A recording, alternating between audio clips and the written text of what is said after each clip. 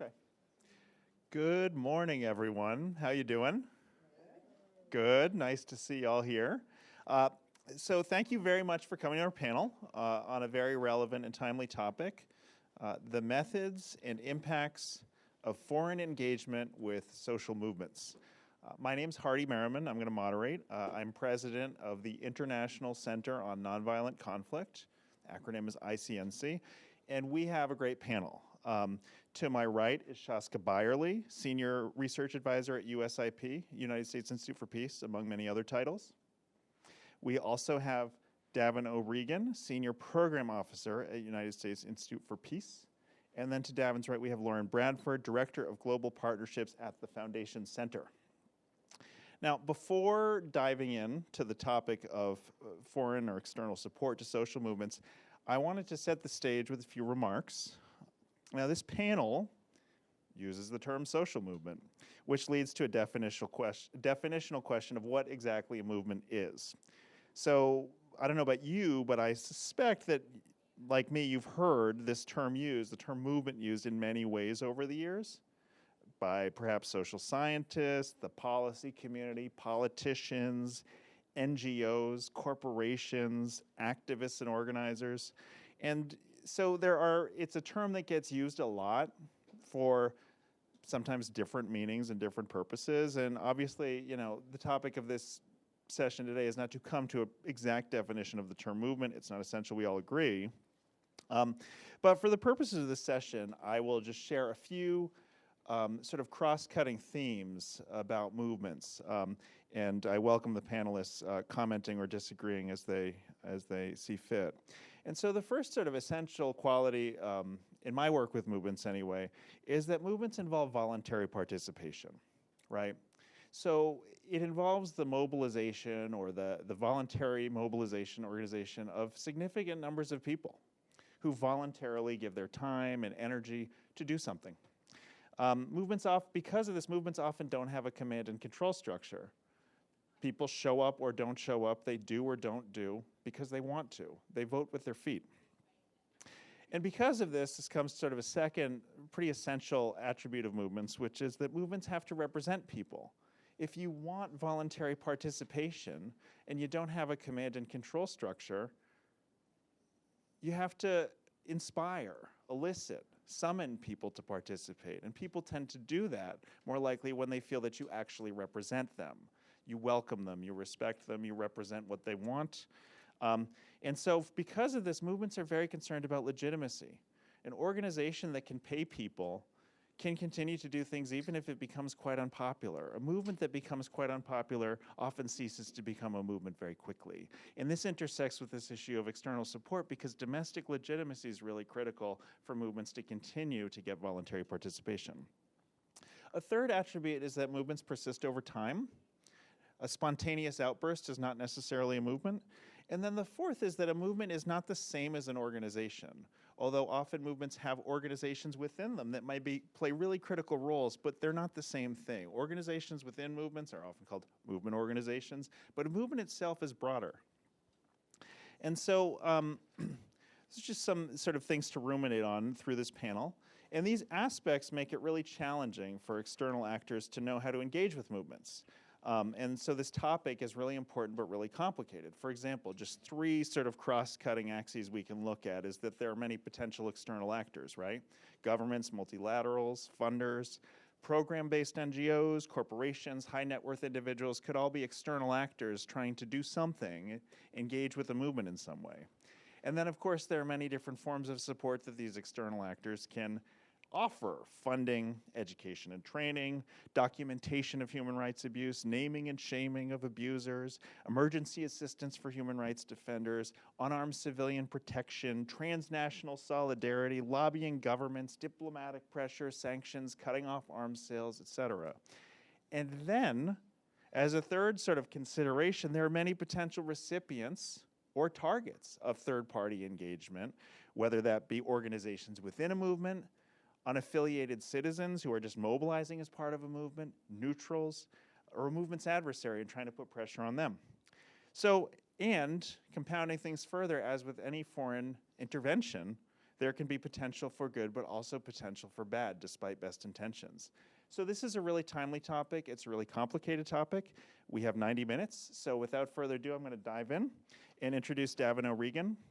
So Davin is a senior program officer, as I said, with the program on nonviolent action at United States Institute for Peace.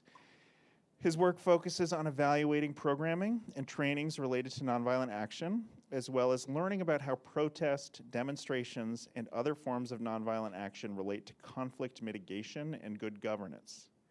Davin is also pursuing his PhD at University of Maryland, and his dissertation focuses on how variation in the structure and attributes of civil society can influence the onset of civil conflicts. Davin's going to discuss early takeaways from an ongoing research project that explores how foreign funding and training influences the behavior and perceived impacts of activists and social movements.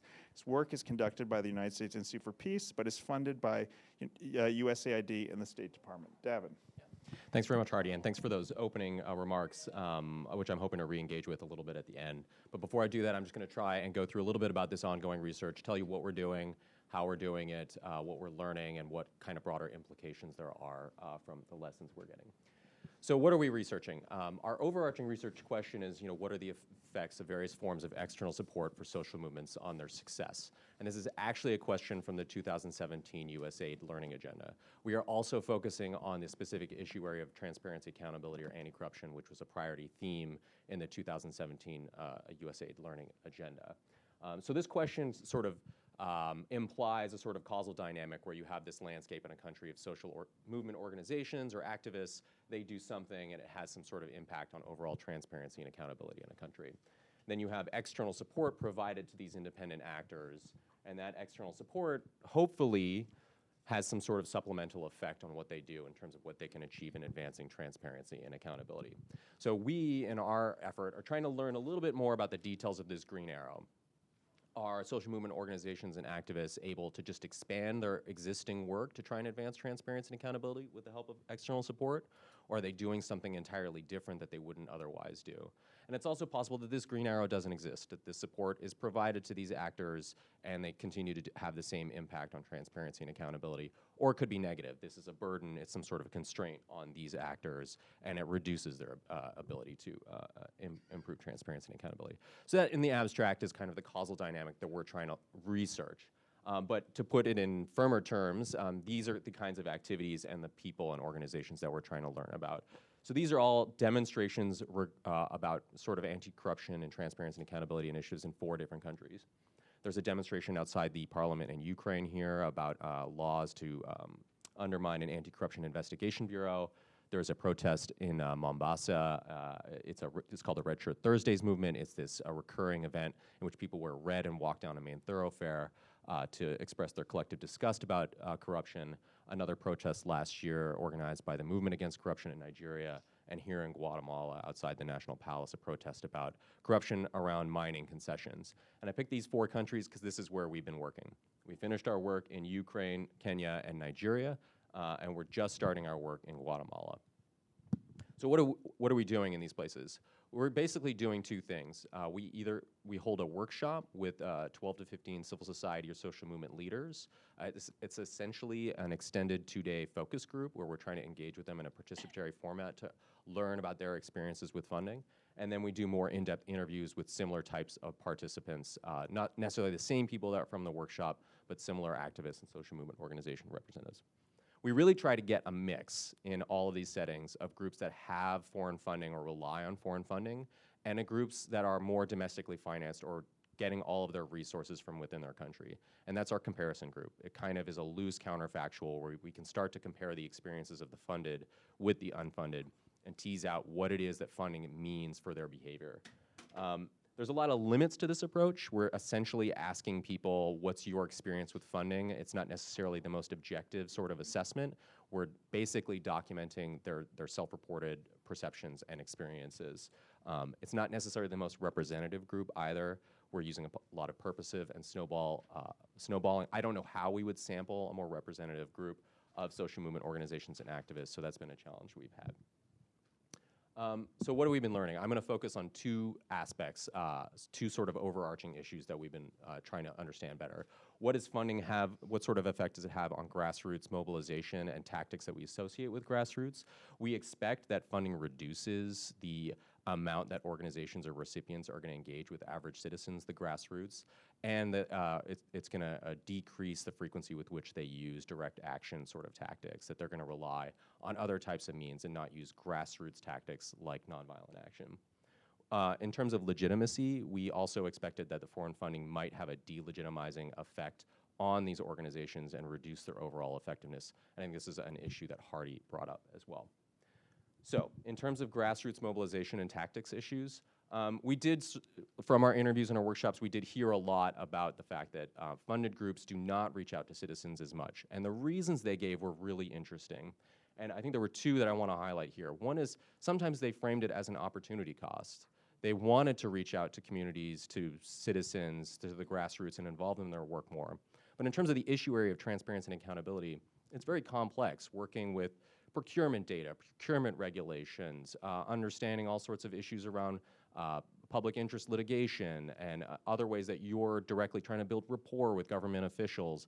They felt that that work was really time-consuming, required a lot of specialized skills, and to do less of that and more on the grassroots would reduce their effectiveness. So they really saw it as kind of an opportunity cost.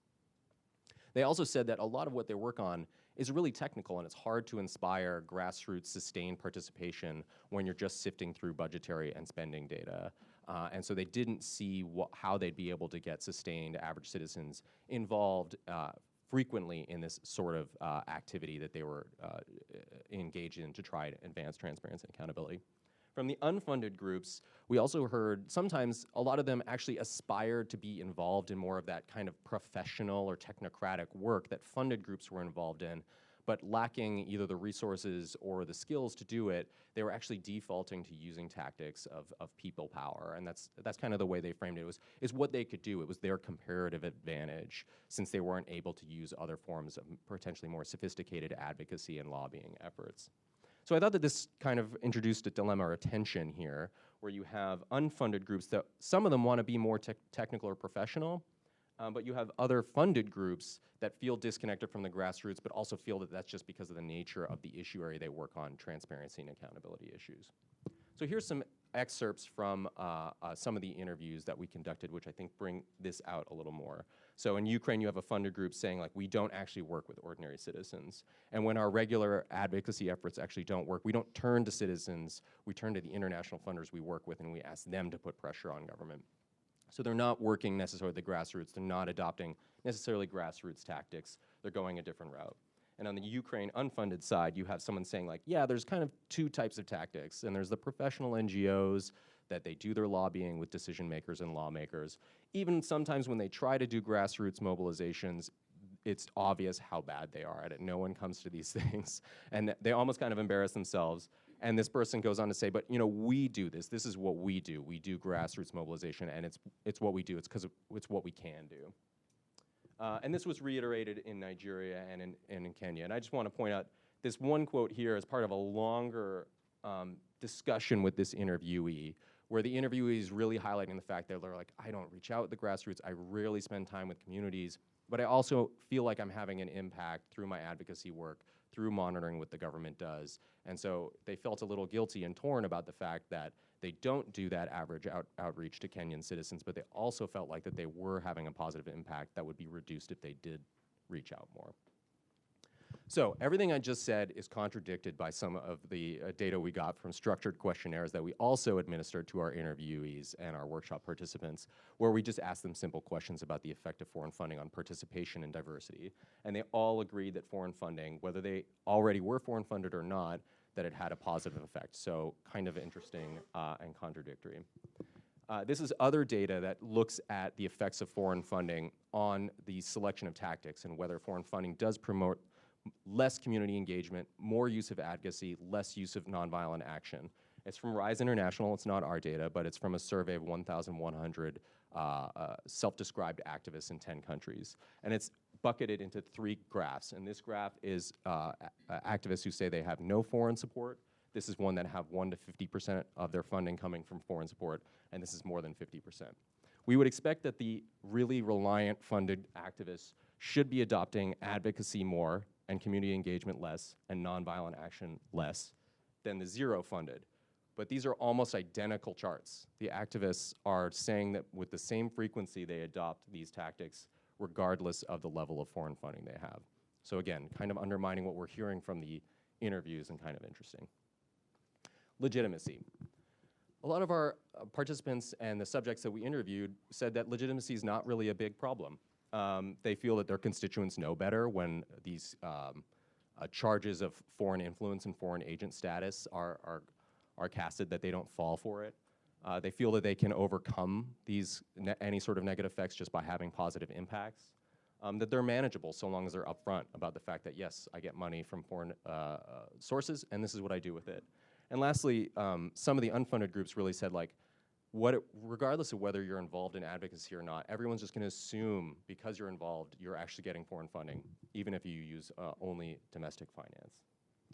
So here is some more interviews. So up here we have a Kenyan unfunded activist, and this is the last dynamic I was saying. He said, you know, I started working on social accountability. I started trying to advocate at the county level, with authorities at the county level, and people just assumed I must have funding because I'm going to do that, and I'm trying to make demands for reforms and everything like that. So they're just, the people he knows are saying, oh, you're foreign funded, like where are you getting your foreign funding from? And he's not. And then on the funded side, this question of the effects of legitimacy, some people were very glib and said, no, it's not a problem. Just next question, please, and just move on.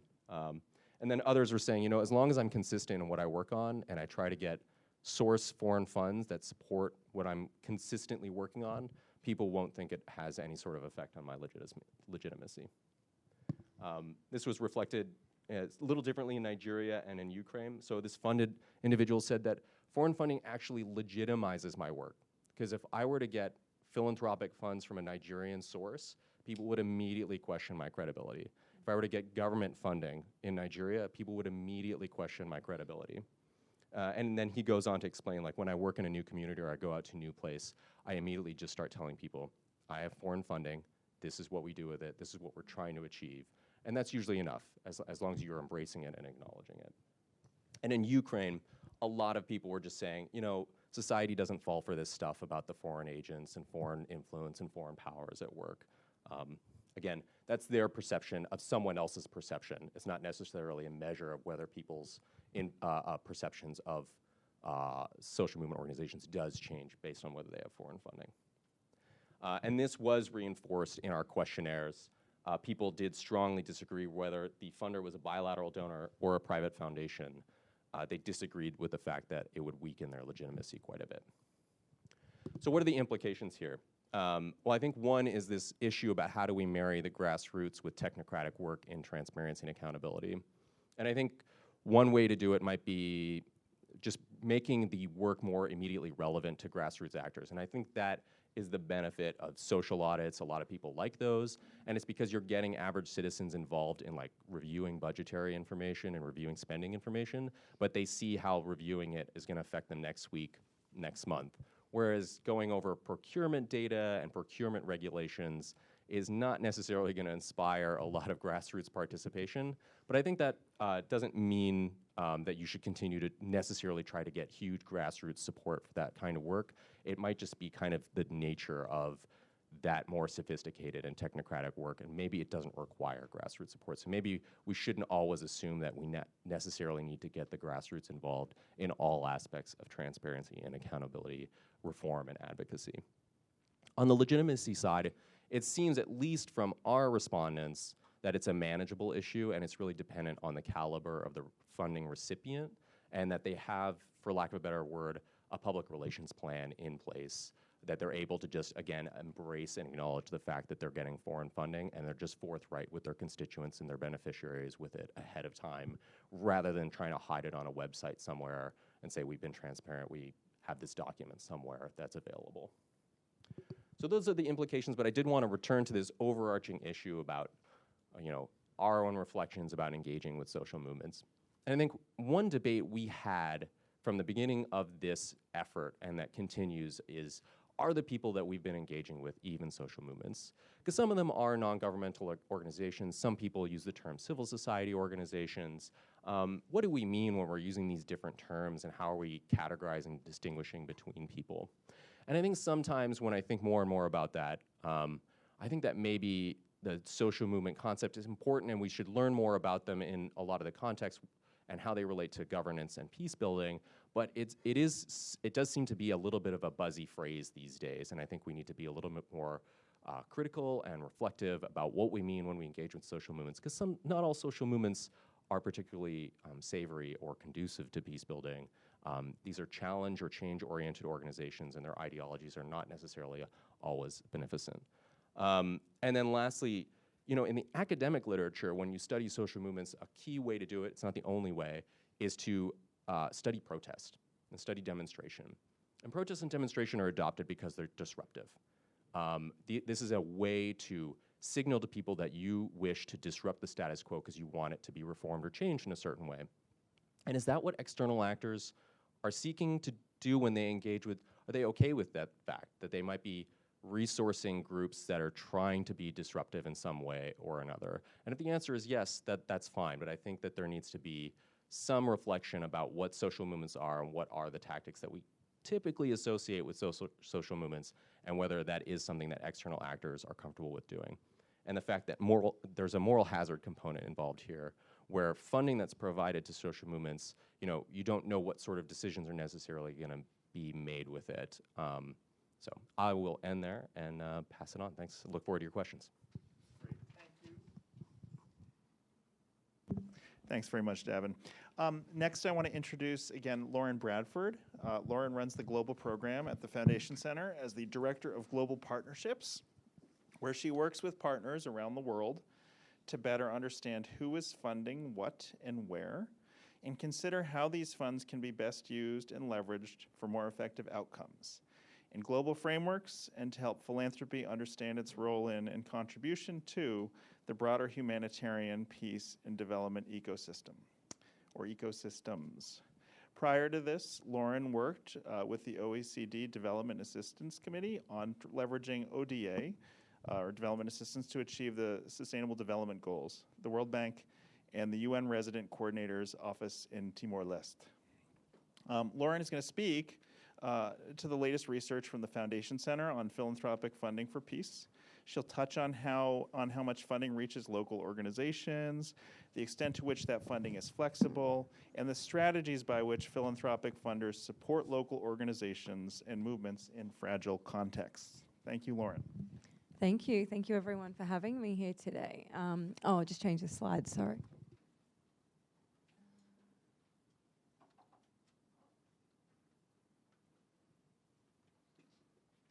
Good to go? Yes. Okay, so I'm not sure how many of you know about Foundation Center, so I'm just going to give you a super quick overview. But essentially, Foundation Center is a now 62-year-old US-based, New York-based NGO. It was founded during McCarthyism, essentially when foundations were being accused of funding communist efforts. And Russell Leffingwell, the chair of the board of the Carnegie Corporation, actually said the foundations should have glass pockets, and that was what saw the birth of Foundation Center, to sort of bring transparency to the sector. And Carnegie, as many of you probably know, is actually the largest US funder of peace and security as well, which I'll sort of touch on in my presentation briefly. But essentially, Foundation Center is a data and knowledge hub for philanthropy and the nonprofit sectors more broadly, and it has the world's largest database on philanthropic grant making on US foundations and also other international foundations, including comparing it against ODA as well. So there's the quick snapshot. So today, I'm going to talk about more about local organizations than movements, given that local organizations essentially underpin movements, and that's what our work has focused on to date. So I'm going to present some information to attempt to answer two broad questions grounded in what we know based on our data and research. So philanthropy is often credited with being more flexible and risk averse, and more willing or able to fund local movements in fragile contexts than government donors. So is this really the case? This is debatable, I think. And then to the extent that foundations do fund local movements in fragile contexts, what does that look like and how sustainable is it? So So to answer this first question, I'm going to present some data from a report we released in August on the state of global giving by US foundations, which is this report. There's a couple of copies down the back of the room for anyone that would like to take one, please do. And this report focuses on all international grant making by the largest 1,000 US foundations over a 5-year period that we have data on. So using our own data and analysis, we found that US foundations primarily support international work through US-based organizations. Of the total $35.4 billion in international grant making for that time period, which was 2011 to 2015, as you can see here, 57.9% or $20.5 billion went to US-based intermediaries, 30.4% or $10.8 billion went to non-US based intermediaries, and just 11.7% or $4.1 billion went directly to local organizations. And just 1% or $381 million of international grant making was for general support to local organizations, which I think this is the real stark key data point here. In general, foundation funding tends to be primarily in the form of program or project development. Just 18% of international giving was for general support, which is a trend that we see in overall giving as well when we include the US in the data set, for example. And this report also touches on specific funded subject areas, which I haven't shown in this graph, but you can see in the report, such as peace and security, which despite having received the least amount of funding of all the subject areas, essentially demonstrating just how rare it is for foundations to think about peace building, has actually seen a significant increase just over the last sort of 2 years in more money going to it. Still small in comparison, but sort of a steep incline at least. So there's some hope there, but there's a lot to be done. And then, so building on peace and security specifically, another piece of annual research we undertake is with the Peace and Security Funders Group in the form of the Peace and Security Funding Index, which is so just a cover of what that work looks like here, and you can have a look at that online. But the Peace and Security Funding Index at present captures data on 336 foundations in 34 countries, which is made up of data in the what we call the FC 1000, which is our research set of, again, the top 1,000 funders in our database. It also includes data from the Human Rights Funders Network data set, which includes Ariadne and Prospera, as well as the Peace and Security Funders Group members. And the index shows that the total philanthropic funding for peace and security, as I mentioned previously in the other report, consistently represents less than 1% of total foundation giving.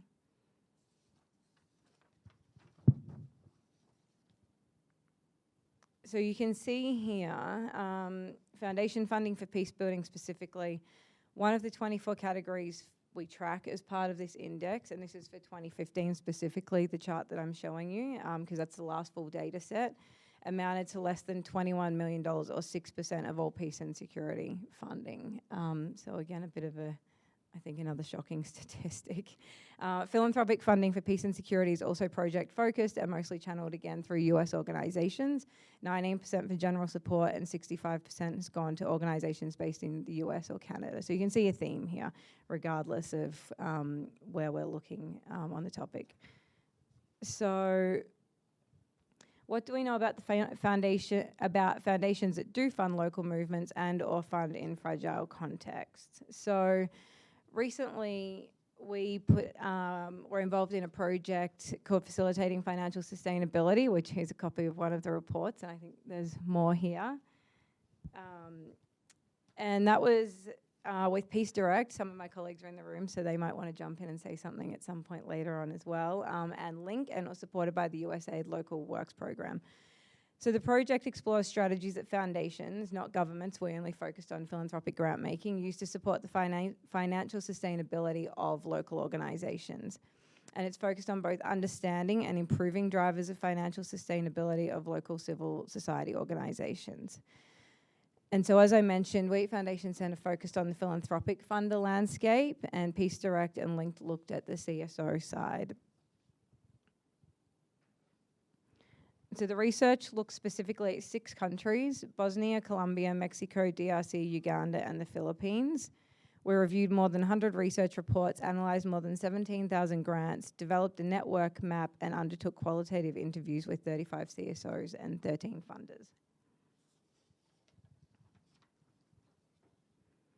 And the key finding, well, one of the many key findings, but stand out for us at least, was that 5% of foundation funding for the 6 countries met our criteria for financial sustainability. So it's really not something that foundations are really deliberately doing. It kind of happens as a result of the way they're funding, largely. However, I'll talk a little bit more about that. So while both funders and CSOs emphasise the critical importance of multi-year unrestricted funding as a strategy to improve sustainability, general support grants only accounted for 3% of overall funding for financial sustainability in the 6 countries. And just 11% of these 3% were guaranteed for more than 1 year. So our analysis of the grants data shows that human rights funders, who are usually looking to affect structural change on rights issues, met the bulk of the criteria and hence are the primary funders of local CSO organisational sustainability. And for them, it is usually more deliberate than other funders. So it's important to note that we were looking at organisation level. We weren't looking at projects or initiatives specifically or broader movements. And generally, human rights funders are concerned with organisations and want to advance movements. So human rights organisations are not usually service-based and don't have other revenue streams to rely on as well. So I think that's probably a part of why they're receiving the funding. And to these funders, sustaining an organisation essentially means sustaining a movement. And so this slide, this is one of the network maps that we put together. This one's for DRC, and I think this is particularly interesting. So a key finding of this work is that the role of intermediaries, both local and international, in promoting financial sustainability is central. So as illustrated in this network map, essentially we've expanded on the traditional funder-CSO recipient dichotomy to show different types of intermediaries. So intermediaries, as we know, both receive and award grants and exist both internationally, for example, US-based, such as the Global Fund for Human Rights, who receives foundation funding and re-grants to local organizations, and then locally to organizations such as Fonds pour les Femmes Congolaises, for example, based in DRC, that receives grant dollars and re-grants it locally. So it's important to note that we recognise intermediaries as a disputed term and one that is used without a lot of definition. I'll put that up front because often we put this research out and there has been concern over the use of intermediaries. So today, I know the Global Fund for Community Foundations is holding a Twitter talk on the term intermediaries, in case that's of interest to anyone.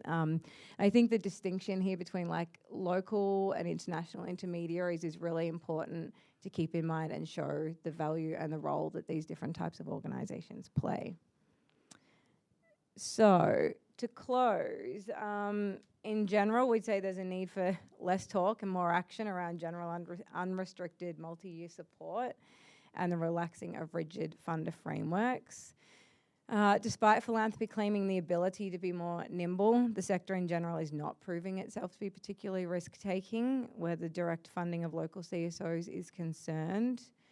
And at the same time, it's important to keep in mind, I think this is particularly true for peace and security funding, is not all funders can or are able to offer this kind of flexible approach, nor are they often qualified to make the decisions about who should receive funding locally and how to support local organisations.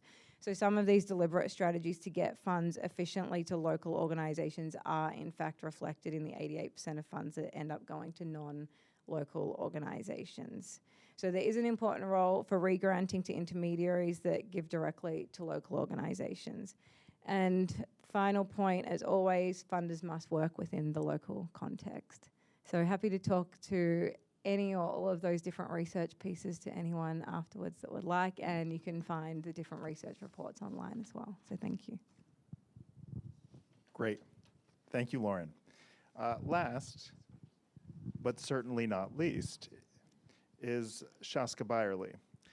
Shaska is a researcher, writer, and educator in nonviolent action with a focus on anti-corruption and accountability.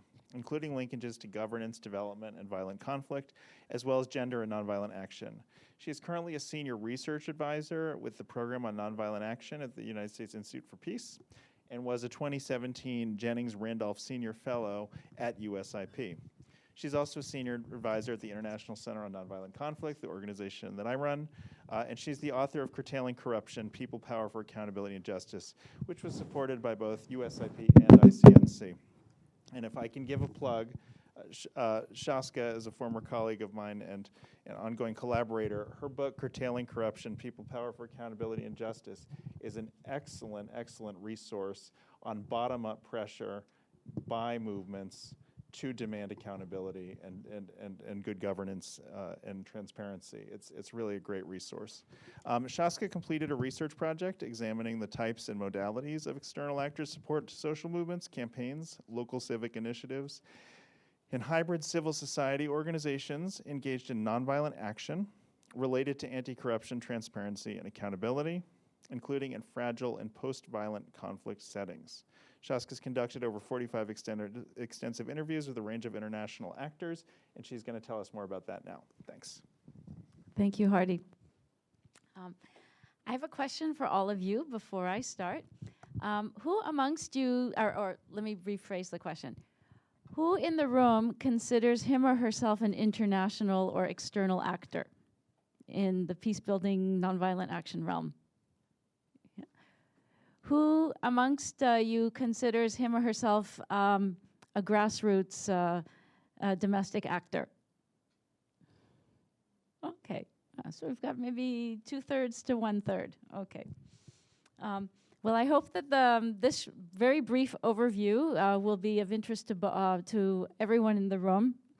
And I would just like to, before starting, mention that I'm really happy to come after Davin and Lauren, because I think that the research that I was able to do in a way adds or builds on the findings that they reported to you. So for example, Lauren was talking about how such a tiny amount of funding actually goes to general support. And in the interviews that I did for my research, which Hardy mentioned, I included as many, or as almost as many international actors that I could access within a time frame that were actually supporting, directly or indirectly, social movements and other forms of organized nonviolent action. And one of the things that came out of what they were saying as to why they felt it was so important to give core support or general support was that it not only can contribute to the sustainability of a movement or a grassroots initiative, but it also allows for some very important processes. And that has to do with piloting, testing, experimenting, different things, different approaches, different ways to reach out to people, testing different, one could say testing different challenges to see what will appeal to people that are anti-corruption, transparency, and accountability challenges. It allows groups to, quote, fail, which is a really loaded term, which I don't think is an appropriate term when we're talking about social change, but it allows groups to maybe not succeed or initially achieve what they had set out to achieve. But out of that experience, they then learn really important lessons. They then regroup, and then they start again, and then through that experience, they become stronger and they actually do achieve something really important or valuable, either to their community or more broadly in their country. And it also allows groups and social movements to adapt to changing circumstances and contexts on the ground. And all of us in this room know that nothing is static in any society, even more so in fragile contexts, even more so in contexts in which people are coming out of a violent conflict or in which there's a potential for violent conflict to emerge. And so there is a need to constantly shift what one's doing, not because one isn't organized or strategic, but because the conditions on the ground are changing. And so one must, in order to be strategic and organized, adapt to those changes. And so core support, this kind general support is actually really important. And so for the few international actors that I interviewed that actually do give this, either directly or through an intermediary, these were the reasons that they articulated for it. So moving along, because that wasn't part of the presentation, but I'm going to cut out some slides. I'm going to just move forward. Okay, so this was a huge research project, but I have 10 minutes. So I'm just going to limit it to 3 takeaways. And I think the first takeaway is that there are common challenges that international actors face vis-a-vis social movements and other kinds of nonviolent, organized nonviolent action. And these are often inhibitors to supporting these types of grassroots phenomena.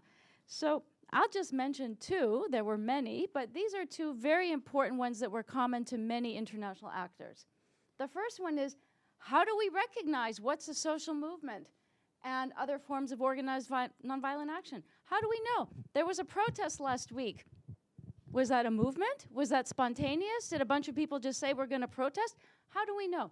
So that's something really important that we as a community can try to educate international actors, because it will then empower them to be more responsive to social movements and nonviolent action. So there are different things. There are key indicators that we can use to help us discern. There are characteristics of social movements that are common that we can look for to see, to discern if what we're hearing about or seeing is a social movement or a budding social movement or just a one-off action. I won't go through all of this, and I'm happy to share the PowerPoint with everyone, but what I did want to do was just show you 2 minutes of a clip, and I think it embodies exactly these kinds of indicators and characteristics that one sees on the ground. Who is familiar with a youth, one can call it a youth movement in Congo called Lucha? Some of you. Well, I'm going to show you a clip from Lucha. They won a very major human rights award this year. And this is a clip, comes from a 13-minute video about them that was part of honoring them. This was by Frontline Defenders. So I'm just going to move up here. I have the video ready.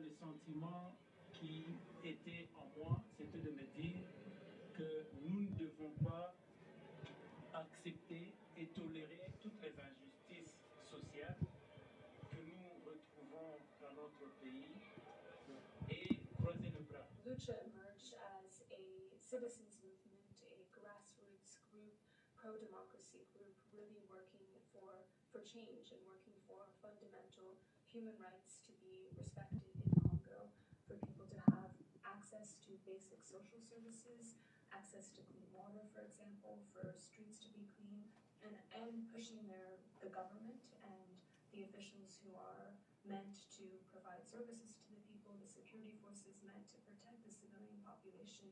Lucha has really been at the forefront of putting pressure on these officials to demand that their rights be respected, that people are protected. Okay, so I'm just going to move forward and just show you 30 more seconds.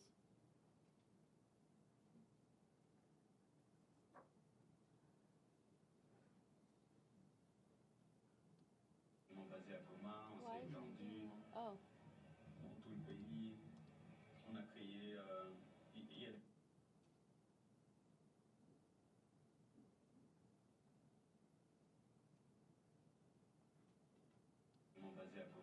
Oh, I don't know why it's doing that. Okay. Il y a des nouvelles cellules, des nouvelles sections qui se sont créées dans presque toutes les grandes villes du pays et aussi dans la diaspora. Et l'engouement que cela apporte dans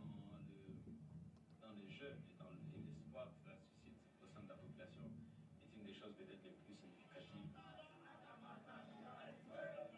Okay. So if you're an international actor, and somebody said to you, hey, you should check out this group in Congo called Lucha, and maybe they told you that a couple of years ago, and you heard that they were just active in one remote part of the country, and they were actually mobilizing citizens to get access to electricity and to clean drinking water. What would you think of them? Are they focused on development? Is it peace building? Is it human rights? And they're just mobilizing a few citizens in a community. Does that mean they're a social movement? Does that mean that they're going to gain traction? But then you learn that a couple of years later, they've expanded to other cities. And then they're starting to make alliances with other organizations and even religious groups in the country. So then you're thinking, wow, something is happening. So what does that mean? It means that nonviolent action actually isn't something linear, and it has cycles, and it's hard to pin it down because you may be looking at it at one point, but then it can be very different a year later. So this is something that has come by, I found through Innovation Network. Is there anybody here from Innovation Network? Are any of you familiar with this movement cycle image? Well, it gives an example of general example of the cycle that movements can go through. So imagine if you're a funder and you see there's a trigger event and there are demonstrations. What is it? Is it a movement? Then you see, oh, wow, things are happening. It's a heroic phase. Let's give them money. And then all of a sudden there's disillusionment and a drop. And you say, oh, they failed. I'm not going to put my money into this stuff anymore. I'm going to go for something where I can see impact. What does that mean then? It may mean that that's just part of the normal ebb and flow of social change. So that leads to the second challenge that international actors face when they want to support social movements and nonviolent action. How do you unpack nonviolent action outcomes and impact? What does it mean? I think this is one of the biggest challenges that I heard from my interviews. How do we know we're having an impact? This goes back to Davin's research at USIP. Well, maybe we need to think about impact and outcomes differently. And some international actors were articulating this kind of alternative thinking. So, first of all, maybe we should have a couple of definitions to work with. What's an outcome? Changes that are attributable in part or entirely to a social movement, campaign, or grassroots group. An outcome can be intended or unintended, tangible or intangible. It can be an improvement, or it can be a prevention or a mitigation. Sometimes you just want to prevent something. You don't want to improve something. Sometimes you have something bad going on and you just want to mitigate it. You want to control it because you know you can't immediately stop it completely. And then a really critical question for international actors is, who decides what's an outcome? Is it the international actor who decides what's a valid outcome? Or is it the people on the ground who decide what is a valid outcome?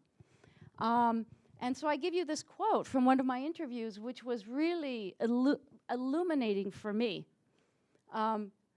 What is the right anti-corruption outcome from a donor's perspective? Is it the return of embezzled money, punishment like jail?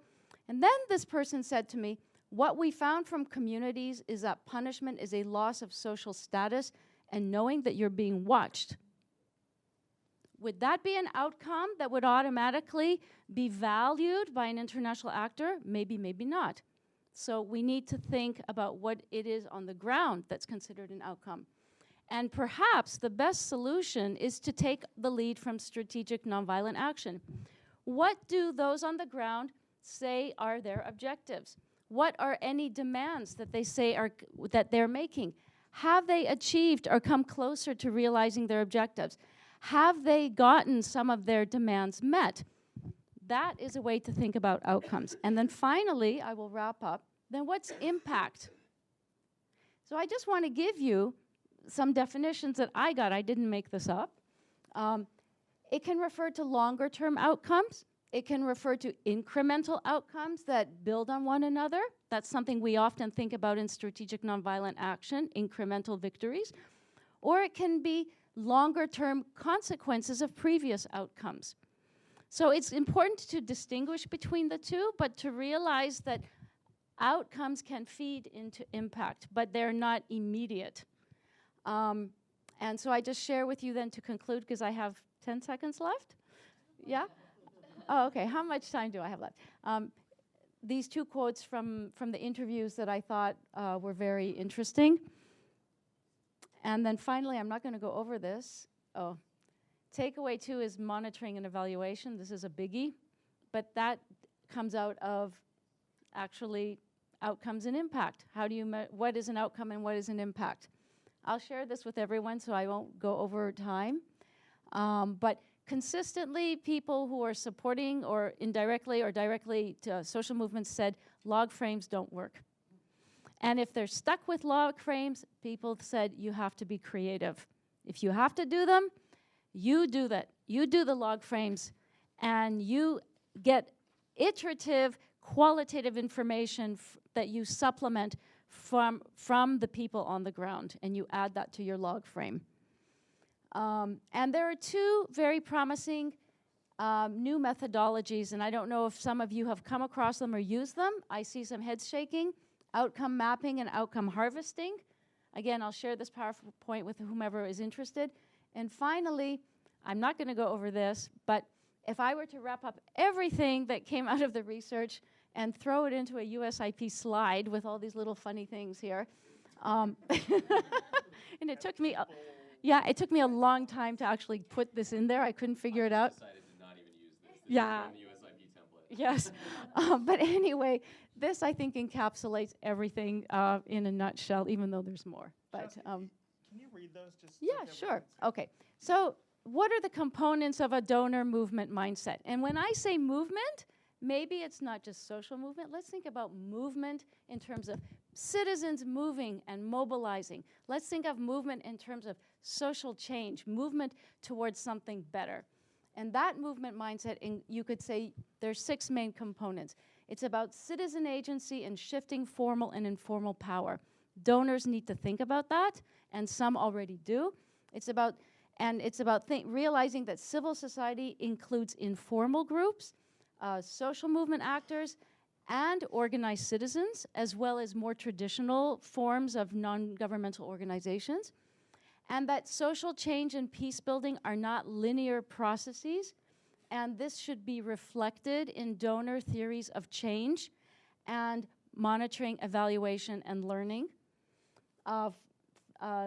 Fourth, that systems analysis best captures nonviolent action processes and social change. This is something new, I'd say a new paradigm of thinking that's entering into sort of the donor world, is that we have to think about systems. We cannot just think about X leads to Y. Fifth, that external support options extend beyond funding, as Hardy discussed. And that 6, engagement involves listening to the grassroots. And I think that builds on what Davin was saying and what Lauren was saying, that in fact context matter, and within context matters, it means listening to those on the ground and what they say they need. And I will close with an interesting example. There was an international actor I interviewed who said, we were supporting this social movement. I won't tell you where, and this person said to me, they said to us, you know what we need? We need some really good help with communications. Because our struggle, while it's domestic, we have an international audience, and part of our power is going to come from the international community and solidarity. So this funding source actually got them access to really high quality public relations team. And that's not something we normally think of when we think of external support. Thank you.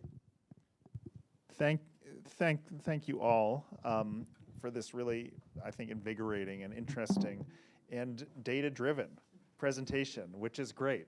I have a bunch of questions for you all, but I think there are probably questions in the audience too. So why don't we go to participants over in the audience first? Does anyone have any questions? Maybe we could take 2 or 3 at a time. I'll pass the mic because apparently we're being recorded. Thank you. Hi. Thank you all for the presentations. I found it interesting. My name is Mark Shergi. I work for an Ottawa-based organization called the Global Center for Pluralism. My question is for Davin. It's a multi-part question, but I'll keep it concise. I have some familiarity with Kenya as a context to work in. We do some work there ourselves, and I was wondering specifically about the timelines of the research that you were doing. And so specifically, if it was around the election times at all, and also if the source of international funding made any difference, and specifically the U.S. or potentially historically colonial countries, so especially like the U.K. The reason I'm asking about that is around election times in Kenya, things tend to get a little bit different. And especially in 2013, with regards to the ICC and that whole thing, there was a very conscious mobilization and demonization of international actors. So I'm wondering if any of the research was around that time frame or even the 2017 elections. And then, yeah, especially with regards to previous colonial powers. So thank you. Great. Let me take 1 or 2 other questions. You can just pass the mic. Hi, Peter Woodrow, now independent. I was struck by the slide about the social movement cycle, and I think there's an issue there about time frame. Like, is this a 6-month time frame, a year, 2 years, or 10 years? Because I think that would make a real difference, and I think it would be really helpful to donors to be able to have almost an analytical frame so that they would know where in the cycle is the social movement that they're possibly going to support. Are they in that growing phase or not? There's another model which is similar but somewhat different. That's the Movement Action Plan, Bill Moyer's work from now a zillion years ago, and mostly based on U.S. domestic things. But I think it has some resonance here. What he did differently about the disillusionment phase was that sort of after the peak experience of a campaign and sort of making early wins and getting massive numbers of people on the street, is a consolidation of those gains that is in about writing laws and making legislation and boring sort of bureaucratic things. So it's not so much disillusionment as you're in a different phase and different skills are needed, and even different people come forward to do that work. So I think that looking at this against Bill's model might be useful, because I think there's some nuances there that might be there might be some different ways to look at that. Great, thank you. And one more question in the back. Hi, Nell Bolton from Catholic Relief Services. And if I could just add to Peter's question while we're on the movement cycle, I'd be interested to know whether you've either seen any overlays of this cycle with the conflict cycle and the conflict curve, or if you've considered any exploration of the ways in which these two representations of the life cycle overlap with each other, and what that would mean. Because what we see on the downward slope from the conflict curve is always, of course, the possibility for a re-escalation or re-emergence of violence and conflict. And so what does that say about how movements interact with conflict dynamics in constructive ways and seize opportunities and the challenges given the natural stages of disillusionment that come along, perhaps in maybe the hardest moments in the conflict cycle? So thank you.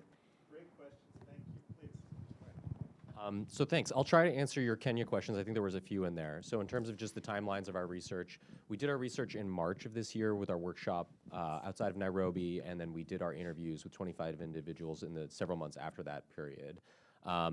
We generally framed our questions about, so we asked a lot of questions in our interviews and in our workshops about where have you seen transparency and accountability successes in your country? Where have you seen them setbacks? What are examples where you're thinking are having an impact? And we try to bound it by asking within the last 5 years.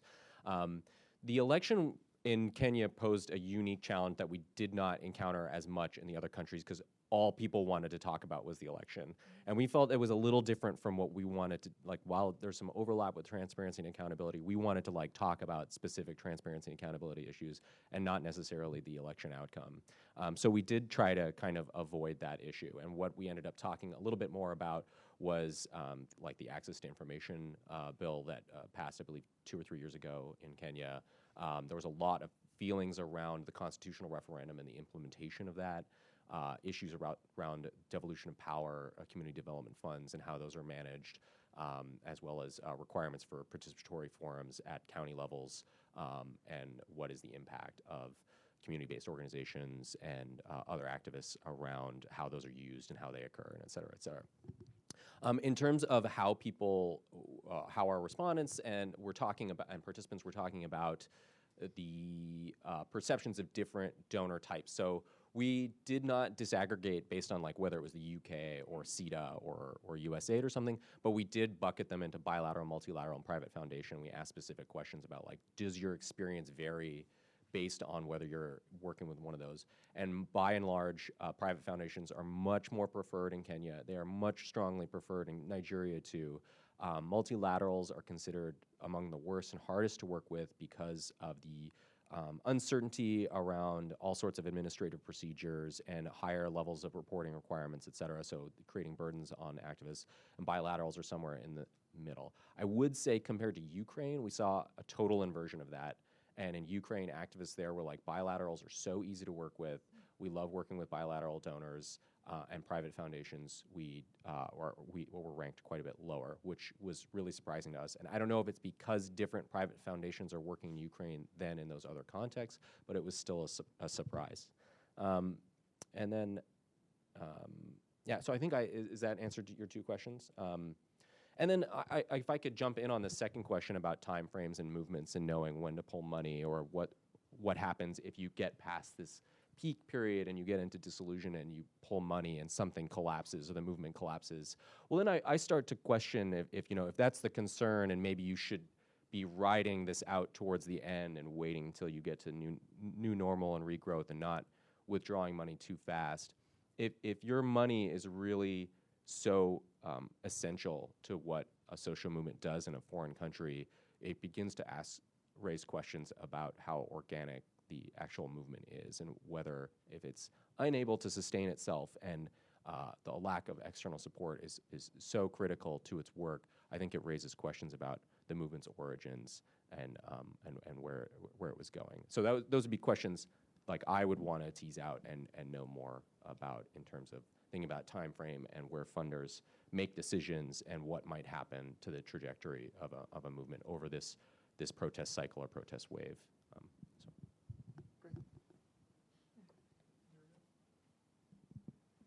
Thank you. So I'm happy that you also mentioned the Bill Moyers and the Movement Action Plan. And I mean, these kinds of visuals are not universal. So they're capturing some generalities, but there's no universal pattern for a social movement or a campaign or for any time, achieving any kind of social change goal. But there are ebbs and flows, and I think that's what's useful from some of these different models. And I think that your point is very important, that maybe it's not about disillusionment per se. It's about, as you said, it's about regrouping, learning and adapting and all of those things. So it's basically a phase maybe that we can think of that's more of a quiet phase, an invisible phase, and yet a very important phase. And so when it goes back to external support, then the question is, what is it that the international actor wants to support? So some actors say, we want to just support a social movement throughout its life term, its life. And for example, the 1,000 Currents, is there anybody here from 1,000 Currents? I don't see any familiar faces from there. Their support usually goes for about 10 years. They give some initial support, and then if they feel that this is a a group or a movement that's really building something, then they will continue the support and they build this long-term relationship. But then there is no, that's, I guess, a challenge too for international actors. There's no set time frame for a movement, because one could say, oh, maybe the movement is over and it's just in the regrouping phase, but then it's going to come up again, and then you're going to see it resurface with a new campaign and new efforts. But normally, movements, what can we say, colleagues? 3 to 10 years, sometimes less, 2 years, 2 to 10 years, and it depends on the issue. It depends on what they're able to achieve. But I will give you something interesting to think about that. We do know from data that the average nonviolent movement is about 1/3 as long as the average violent insurgency. Well, there you go. If anyone thinks violence is going to get you there quicker, they're 3 times wrong. Thank you. Yes. And what's interesting, and I don't know if anybody has come across this new research. It came out in 2017 by Ali Khadivar and a few other authors, called The Long March. And they studied transitions, nonviolent transitions to democracy. And they found that the longer the social movement, the better the outcomes afterwards. So their feeling was, all of this that's happening all through all these phases isn't just achieving a goal at the end or incremental goals. It's actually building social capital. It's building resilience. It's building, like cooperation and collaboration amongst groups in society, all of which they found were related then to more positive outcomes. And they did some really in-depth statistics that Davin would understand really well.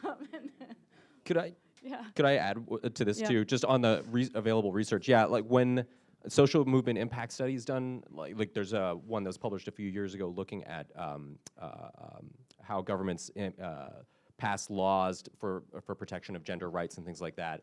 And they're really looking at longitudinal data over like 30 years, and they're looking at how movements evolve over, I believe the time frame they were looking for is 1975 to 2005, and looking at mostly at rich countries, and what is the status of a movement over that time frame, and how does it predict the amount of laws in place that protect various gender rights. And so yes, you are looking over long periods of time. And even if we think about impact studies in this country and looking at like labor movements and the civil rights movement, you begin to immediately start talking in over periods of years and sometimes like a decade or more. So Can I add something?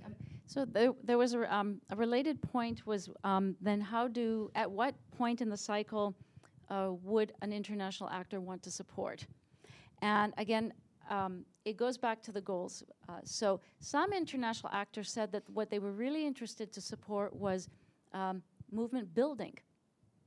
They didn't want to support the movement per se in the long term, but they wanted to enable, like provide, not necessarily financial support, actually, other forms of support like knowledge, skills, access to technologies and different things, but to help, and access to their peers from other countries. So peer-to-peer learning. That they felt was their priority. Others said, no, like 1,000 Currents, we want to go with this movement till the end. Others would, for example, some INGOs may say, well, we can't give money and we can't, we're not into peer-to-peer exchanges, but they can provide international solidarity like Frontline Defenders, which has given this honor, this big award to Lucha in Congo, which is really important because there a huge number of the leaders were arrested constantly, but there was a mass arrest, and there's been torture.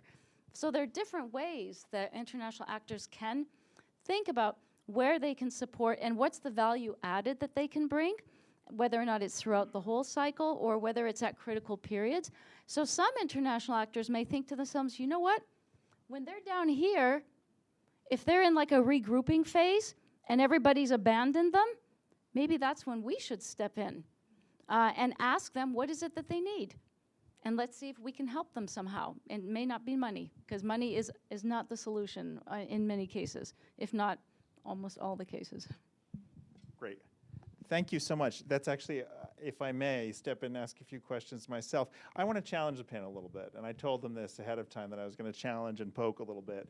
And so, Shaska, your closing comment about like money not being the solution here is actually a kind of perfect segue.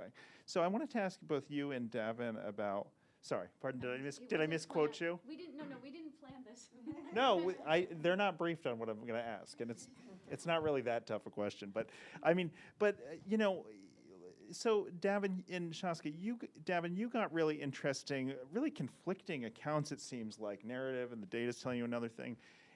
And you know, I want to delve into a little bit more about the risks for potential funders or external actors in supporting movements. And I wanted to ask this of you and Shaska, both drawing from your research, but also just your general experience. For example, you know, in the area of more institutionalized and traditional advocacy-based approaches to corruption, perhaps there's not as much downside. But perhaps if you're using a lot of grassroots tactics on the issue of corruption, it would be more of a challenge. Or if you were supporting more rights-based claims that were particularly contentious, like the release of political prisoners, foreign funding could be more of a challenge to your legitimacy. So I wanted you both to comment on that, again, from within your studies or your general experience, and maybe an anecdote or two that might illustrate some of those risks. And then, Lauren, I wanted to ask you also, I thought your findings were really interesting. I have sort of two questions for you. The first is, what are you hearing from foundations that are looking at those findings in terms of their response to that? And the other thing is that the status quo exists for a reason. So you closed with a number of, I think, really strong points on what funders could or maybe should do differently, and yet there are reasons why they haven't so far. And in order to get them to behave differently, we also need to understand what are the forces that are keeping them in a certain way, and maybe there may be merits to the way they're doing it.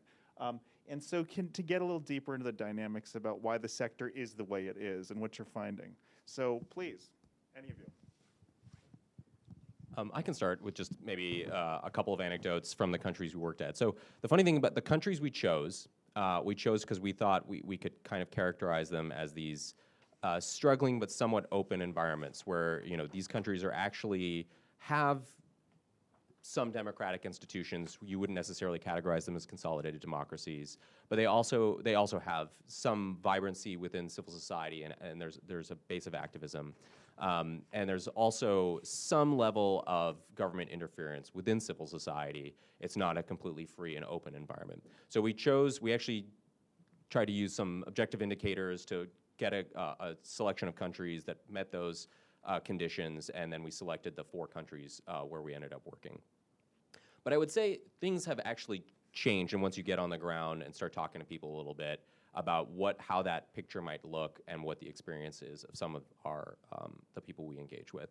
So in Kenya, you actually see that the government is actually, I think it's more for political issues than necessarily for transparency and accountability issues, but civil society is really treated as, you know, any sort of activism is often treated as a form of opposition politics. And a lot of the groups that are foreign funded tend to be immediately targeted. They get their accounts frozen, they get raided, they get arrested. And so it is dangerous. And it does appear that groups that are more foreign funded do get targeted more, because I don't recall that a lot of the more independent activists that we engaged with are reporting the same levels of kind of harassment and intimidation. That could be for several reasons. It could be that the foreign funded groups are just more effective, and so they are more of a threat to the entrenched status quo, so they have to target those. And then the other unfunded activists, maybe they're making some gains at a more localized level, but then they're not targeted as much. Or it could be specifically because the government is just like, let's find all the foreign funded ones and let's just start trying to scare those ones first.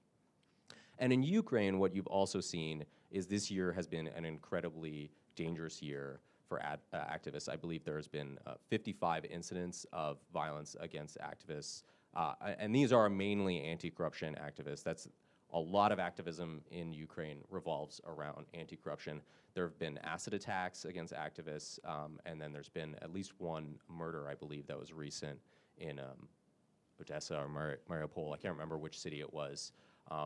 And a lot of these people will report, like, this happened and the police were across the street. Like, they didn't do anything. And I forget, there's a Ukrainian term now that they have for like provocateurs or something, and they're basically, the implication is that they're hired thugs that are allowed free reign to go disrupt protests and things like that. That groups like Anti-Corruption Action Center is the big one that does try to organize more demonstrations in Kiev, and they get disrupted a lot, and I believe it's the head or one of the heads of that group was the one that was a victim of an acid attack. So yes, there are risks. The question is, do groups that are more get the foreign funding, is it because they're getting foreign funding or that they have that foreign affiliation that they are targeted, or is it because they're more effective, or is it some combination of both? I'm not sure what the reason is there, but it does appear that the people who do get targeted are also beneficiaries of foreign funding. So. Does it make sense if you go next to build on that, or I can go either way? We haven't heard from you. Okay, fine. Okay, so thank you for the questions, which are both actually quite interrelated, so I'll sort of touch on them together. But in terms of like what are foundations saying in response to this type of research and data, I mean, I don't think it's surprising to foundations because they've generally seen, we put out numbers like this every year and we work with the foundations to obtain the data. So none of it's really new and we're not seeing drastic changes, fortunately or unfortunately, depending on what you're working on, I think. I mean, health and education are always the top two funded areas, and I think that's largely because the organizations being funded are carrying out service delivery. So that's kind of lower risk, and it's easier for foundations to report onto their boards. So it's really sort of, unfortunately, not that interesting or exciting reasons, but that's fact. And that's not just in the US. I mean, that's the same in India, for example. There's a huge philanthropy sector there. They're largely funding education and health because it's low risk, particularly in a time when there are sort of disenabling issues in the country. And so the enabling environment also plays a pretty big role in what foundations are and are not funding at different times.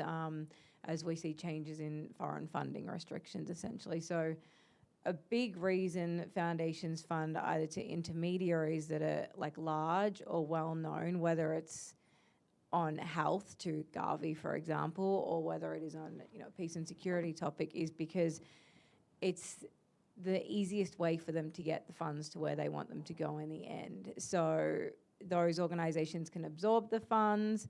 They already have a mechanism set up in place where they have a 501c3, or they can receive the type of funds that they need to, and they don't have to worry about sort of terrorism, money laundering, or things like that. So they're taking low risk actions to disperse their funds, lower risk than they would probably like to say that they are doing. But I think there is one sort of exception there, and that is the peace and security funders, and that's largely because they're a small cohort and they want people to pay more attention and they want to find fellow funders. And actually next year the sector is going to focus, I don't know if any of you know of Alliance magazine. It's a European-based philanthropy magazine that comes out quarterly. And I'm going to co-edit with another colleague, a Palestinian colleague, next year, an issue dedicated to peace building and philanthropy in the peace building sector, because there's enough foundations now saying we really want our colleagues and other foundations to just understand this, because they're not investing in the topic because there's fear and there's risk, or they don't feel they have the tools or the staff or the expertise. And so a lot of it, I think, is even capacity building for the foundations themselves to understand how they can fund both proactively and reactively to this topic. So we hope sort of education and advocacy will help with these types of issues. And then I think really the other thing is spotlighting and giving greater visibility to local organizations. That's funders fund who they know and what they know, and unless they know you're out there, they're not going to fund, which is why data is so important. Data helps organizations show what they're doing successfully. So. I will just add something very brief and then just refer back to that, because somebody who made a comment. We forgot to address her comment, and it was I think it's very important for this audience, this group. We traditionally think of social movements as separate from NGOs, though Hardy did mention that behind social movements often are organizations. And there's something that's I think that we're seeing more and more, which is what I would call a hybrid NGO, which you could even call a social movement organization, but they're a little different. And these are groups that are combining different kinds of functions under one roof, because in reality, they are complementary and they're needed. So for example, there's a group called Serbia on the Move, and they combine top-notch policy research and recommendations with advocacy, very sophisticated advocacy, and very sophisticated grassroots nonviolent campaigns, all of which are part of the same goals. So they have a holistic approach. One could call it a systemic approach. So it might be that this is the wave of the future, where you can see different things coming together. Traditional advocacy, for example, to anti-corruption or to other grievances that fuel that are causing human suffering and violent conflict, combined with the grassroots people power. And ultimately, for example, this organization and others, I'll just mention Reacción in Paraguay for those who are focused on Latin America, they understand this and they're trying to do this. Alternately, you can have different organizations that cooperate with each other. And that might be another route that some external actors understand, that they see that they're supporting something traditional and something that's grassroots, but for them, it's part of something very complementary that they understand is necessary to shift power and bring forth social change. And I know we're going to be ending in a few minutes, but somebody in the round of comments and questions talked about whether or not the movement cycle is similar to a violent conflict cycle, and I would open that up. I don't know, and the question was, are there ways in which the one can mitigate the other? I mean, of course, the movement cycle to mitigate the violent cycle. I honestly don't know, and I don't know if others here know, or if others in the group would want to comment on that, but that's something very interesting, and it poses a lot of strategic questions for social movements themselves and for international actors who would like to be more enabling and supportive of them. Thank you. Great question to put to all of you. And if I may, I'd like to add one other question as well. For those of you who have experience with or are directly active in CSOs or NGOs on the ground, have you experienced funding as something that can also create divisions within a movement, as there was competition? That was a point that I thought it might be worth asking as well. So either of those, why don't we maybe close with the audience commenting? Yeah, my name is Michael from Nigeria. I work for Peace Initiative Network and Peace Direct. Well, the issue of funding is very very vital to organizations, and I want to give an example of Nigeria, where I know very well that in most cases, in most times, you find when the issue of funding comes, people tend to fight and and it tends to, instead of developing the group, but it tends to tear them apart, because we've seen over time that probably the vision of most of the people coming probably is just to get because it's not everybody in the CSO or NGO that have that passion or the commitment to do what they do. Some just come because no job or nothing to do. So, and like in Nigeria, we have what we call the individual groups, INGO, that what they do mainly is just their briefcase, and these are workshop merchants. What they do mainly is looking for where there are workshops.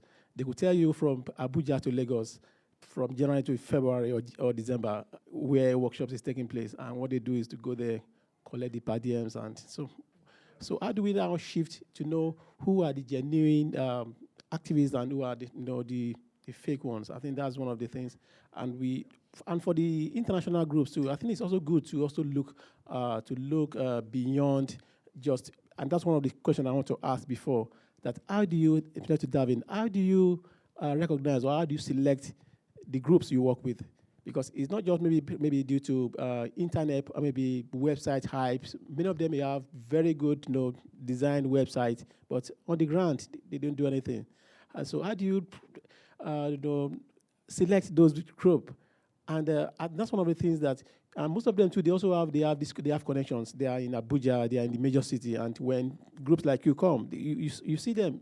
So, but for those of us who are maybe in the hinterland, we have to reach. And these are the reasons why they are always there because they know how to package, they know how to write a good proposal, they know how to do all those things, and they have the access to funding. So, in essence, funding in most cases divide groups in our country. Thank you. One or two other quick comments, and then we need to close. Hi, thank you. I'm Mariana Diaz from Bogota, Colombia. I'm one of the tomorrow's Peacebuilders finalists, and I completely agree with my previous speaker. The scarce resources make us fight with each other in ways that we're not supposed to, or not fight, but really like go behind our backs and do proposals to the same donor,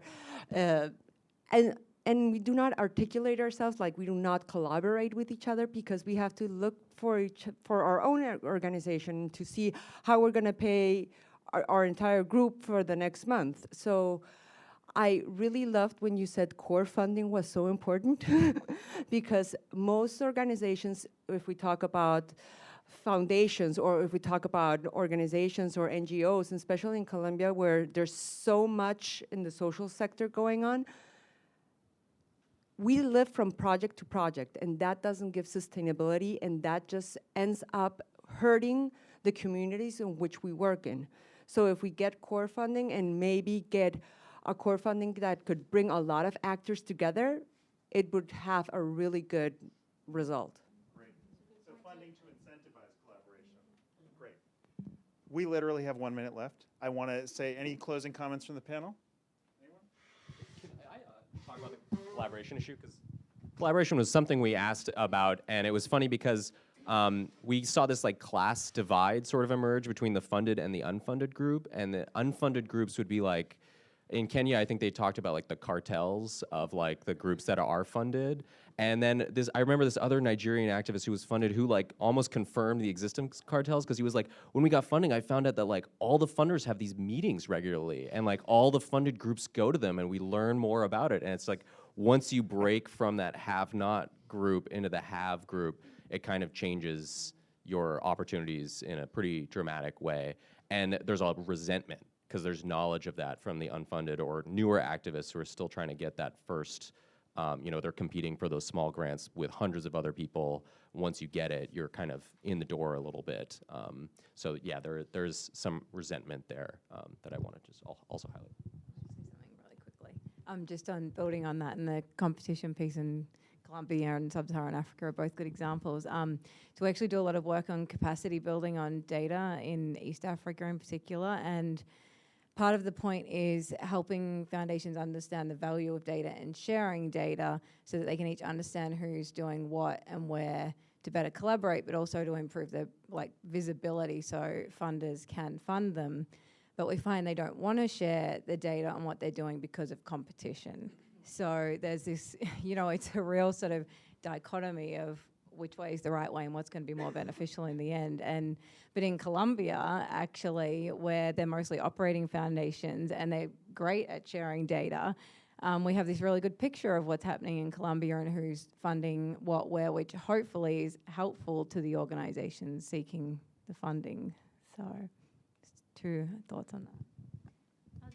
I'll just one minute closing comment. I think that one way to look to see, and I know that our colleague from Nigeria will know this because of the work he does. One of the signs that something is grassroots and is not just there to get money and go to conferences, is that people are doing this and they're putting their own time and effort and putting themselves on the line to do it. And when you see that happening a lot, that's a very positive sign that something special may be developing on the ground. Great. Well, with that, thank you very much. Thank you for coming. Thank you, Shaska, Davin, and Lauren for speaking. Let's give them a round of applause.